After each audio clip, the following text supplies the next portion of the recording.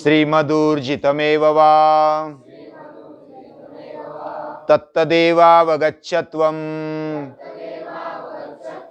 मम तेजोंशसंभवम् मम तेजोंशसंभवम्।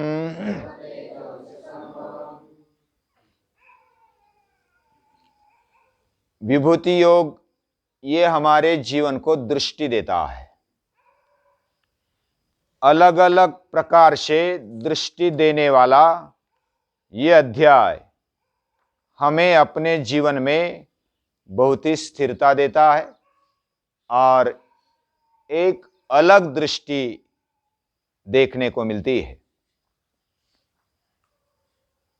हमने अलग अलग अभ्यास करते हुए हमारा कर्म अच्छा होना चाहिए, वह निष्काम होना चाहिए, प्रभु समर्पित होना चाहिए और अंदर हृदय में और बुद्धि में श्रद्धा होनी चाहिए। बुद्धि में ज्ञान होता है ऐसा हमें पता होता है, लेकिन बुद्धि में श्रद्धा भी होती है, क्योंकि हम जो विचार करते हैं वह अगर अच्छा विचार, ऊंचा विचार बार बार करेंगे तो वही भावना, वही श्रद्धा हमारी स्थिर हो जाती है और वह बुद्धि में स्थिर हो जाती है। वही संकल्प, वो विचार होता है। हमने एक बार विचार किया, दो बार विचार किया, तीन बार विचार किया, बार बार विचार किया और वही विचार स्थिर हो जाता है। दूसरा गलत है ऐसा हमने बार बार सोचा तो उसके प्रति वही भावना हमारे मन में स्थिर हो जाती है। दूसरों में अच्छी बातें हैं, बहुत सारी अच्छी बातें हैं, ऐसा अगर हम सोचेंगे तो हमारी वही श्रद्धा, वही भावना स्थिर हो जाती है। तो हम क्या विचार करते हैं, कैसी बुद्धि लगाते हैं, इसके ऊपर हमारी श्रद्धा तय होती है, वह स्थिर होती है। हमारी श्रद्धा कैसे होनी चाहिए, ये 9वें अध्याय में बिल्कुल स्पष्ट बताया कि अनन्य श्रद्धा होनी चाहिए भगवान के प्रति। ऐसी श्रद्धा हो, दूसरा कोई नहीं, कुछ नहीं, ऐसी भावना हमारे मन में स्थिर हो, बुद्धि में स्थिर हो। और उसके बाद उसको कैसे और स्थिर करे, ये 10वें अध्याय में बताया। 10वें अध्याय में बहुत ही विस्तार से, फिर भी भगवान कहते इतना विस्तार भी मैं नहीं कर सकता क्योंकि ये अनंत विभूतियां है, कितना विस्तार करे। वेद भी थक गए, नेति नेति बोल करके थक गए। इतना सारा वर्णन भगवान का कर सकते हैं। और ये जो वर्णन है, ये वर्णन अलग अलग दृष्टि से किया हमने, उसका शॉर्टकट कुछ ऐसे ये लिए, उदाहरण लिए कि जो हमें समझ में आ जाए, या तो जो समझ में आने के बावजूद भी समय के कारण हम उसको नहीं ले सके। ऐसे अलग अलग रूप वो विभूति महत्व दिखाने वाले हैं। जहां जहां हमारा तेज दिखाई देता है वो भगवान का ही तेज है। जहां जहां सृष्टि में तेज और शक्ति दिखाई देती है, गुरुत्वाकर्षण दिखाई देता हो, गति दिखाई देती हो, या तो तेज दिखाई देता हो, ओज दिखाई देता हो, वो सब भगवान का है, ये समझ लो। जो स्त्रियों में कीर्तिर श्रीर वाक्च नारीणाम स्मृतिर मेधा धृति क्षमा, स्त्रियों में ये गुण होने चाहिए और ये गुण से युक्त ऐसी स्त्री, ये मेरा ही विभूति महत्व है, ऐसे भगवान बताते हैं। स्त्रियां कीर्तिमान होनी चाहिए, यानी अच्छे गुण लेकर उसका पूरी दुनिया में, उनका पूरी दुनिया में बोलबाला होना चाहिए, यानी अच्छी ढंग से। उसके पास ऐश्वर्य होना चाहिए, होता भी है। वाणी अच्छी होनी चाहिए,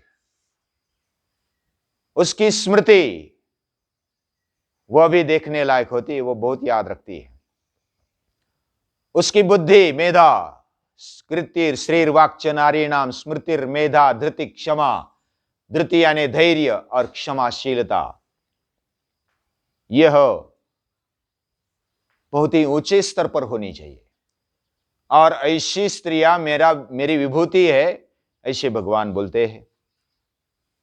ऐसे अलग अलग दृष्टि से जो भी सर्वोत्कृष्ट है उधर मेरा ही रूप समझो। जो समझो कि निकृष्ट लगता है, ऐसा हमें लगता है, लेकिन निकृष्ट कोई भी होता नहीं है। सभी में कुछ ना कुछ होता है, और वो होने का मतलब है वहां भगवान है। हम हमारी दृष्टि से देखते हैं, कोई उपयोगिता की दृष्टि से देखता है, वो भोग दृष्टि है। भोग दृष्टि से काव्य दृष्टि आनी चाहिए, यानी कि भाव दृष्टि हमारे जीवन में आनी चाहिए। जब तक भोग दृष्टि है तब तक हम निचले लेवल पर रहते हैं, यानी इस दुनिया में केवल भोग के लिए ही सब कुछ है। कोई पदार्थ हो, कोई वस्तु हो या कोई व्यक्ति हो, वो मेरे भोग के लिए है, उसका मैं उपयोग कर लूंगा। ऐसी अगर दृष्टि है तो वो निम्न स्तर की दृष्टि है, वो पशु की दृष्टि है। पशु यानी केवल पश्यति इति पशु, जो केवल देखता है वह पशु है। केवल भोग की दृष्टि रखता है वो निम्न स्तर का है, बहुत ही नीचे स्तर का है। और जो उसमें विशेषत्व देखता है, कुछ भाव देखता है, वो ऊंचे स्तर पर आ जाता है। यानी उसकी दृष्टि और उन्नत हो जाती है और ऊंचे बढ़ती है। और तीसरी दृष्टि है पूज्य दृष्टि। वो भगवत रूप सभी ओर देखने की दृष्टि जिधर आती है वहां पूज्य दृष्टि मानी जाती है। सृष्टि की तरफ कैसे देखे? Reverence for self, reverence for man, reverence for animals and reverence for all creature, all nature. ये हमने देखा। इसका सविस्तर से अगर देखेंगे तो बहुत समय जाएगा, इसलिए शॉर्टकट में हम देखते हैं। वृक्षों में भगवान है, वृक्ष में छाया देता है, वृक्ष में फल देता है, फूल देता है, और जो भी उसके पास है, उसके पन्ने, उसके फूल, उसके फल, उसकी टहनियां, उसका कद, उसका तना, ये पूरा जड़े, ये सब हमें देता है। मरने के बाद भी वो हमें दे देता है। इसी तरह सब कुछ देने वाला वृक्ष ये सत्पुरुष जैसा है, महापुरुष है। उसके पास से हम सीखते हैं, पूरी सृष्टि के पास से सीखते हैं। दत्त भगवान ने 24 गुरु किए और उन्होंने सीखा। ऐसी कहां कहां विभूति मैं बताऊं, ऐसे भगवान बोलते हैं। नान्तोस्ति मम दिव्यानाम विभूतीनाम परंतप, एषत उद्देश्यत प्रोक्तो विभूतेर विस्तरो मया। ये तो एक सैंपल बताए, कुछ सैंपल बताए। जिधर जिधर विभूति महत्व है, जिधर जिधर कुछ प्रकाश है, ऐश्वर्य है, तेज है, जिधर ऊर्जा है, ऐश्वर्य है, ये सब मेरे तेज के, मेरे अंश के कारण निर्माण हुआ है। और इतना ही क्या बताओ, और ऐसा समझना चाहिए कि विष्टभ्याहमिदं कृत्स्नम एकांशेन स्थितो जगत। ये पूरा जगत एक अंश पर खड़ा है, एक अंश पर ठहरा हुआ है। यानी भगवान का ये सब पूरा विश्व, ये दुनिया एक अंश पर है, एक छोटे से अंश पर। बाकी कितना बड़ा भगवान है, कितना बड़ा ऐश्वर्य है।